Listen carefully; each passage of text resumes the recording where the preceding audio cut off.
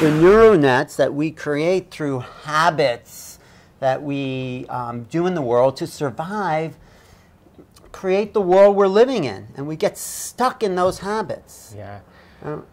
Well, a habit is a redundant set of automatic, unconscious thoughts, behaviors, and emotions that's acquired through frequent repetition. In other words, if you do something over and over again, over time you create a software program in your brain. Right. And once that software program is activated, that program then runs automatically.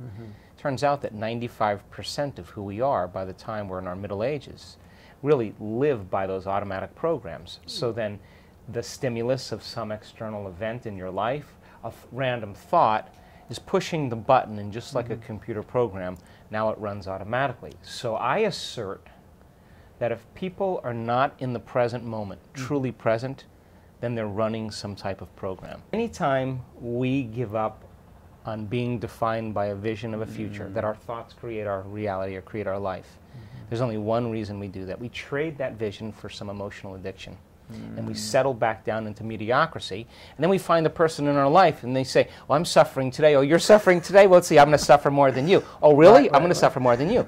And we use the people in our life that are doing the same thing to reaffirm our addiction to suffering. Which is just an old neural net that we've been stuck in. Well, let's just call it an unconscious program where everybody gets agreement for being limited. So you're saying hold on to that vision of the future no matter what. Yeah. If you keep your conscious mind on what you want, your subconscious mind will take you there, period. If you keep your conscious mind every single day on that vision and not on the news and not on your suffering and not on your pain and not on your past, but you put all of your attention on that vision, where you place your attention is where you place your energy. And if you invest enough of your energy in your future, your body is going to be drawn to that experience, and you are going to know that experience is for you, and you're going to know that you created it. Now, in the beginning, it's like getting a compass to true north, and there's all kinds of weird fields going on.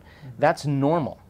But imagine if you took as much time to invest in your future as you did spending answering emails, and you were passionate about it, and you were clear about it, and you wrote everything down, and you dreamed about it, and you worked on it, you would start getting downloads from nowhere. You would start getting information out of nowhere. You would start understanding exactly what you're doing on a deeper level.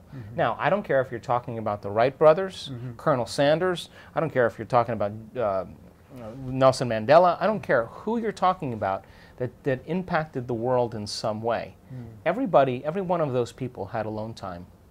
Every one of those people were dreaming. Every one of those people believed in that future. So here's the question.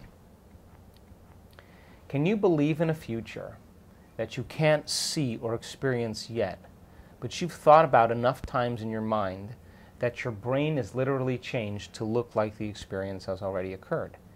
And can you fall in love with a future potential, a future reality, to such a degree that your body, as the unconscious mind, begins to believe it's living in that future reality in the present moment? And you're signaling new genes and new ways to change not only your brain, but your body begins to change to look like the experience has already occurred. And sooner or later, you reach a point where you know that that thing's going to occur.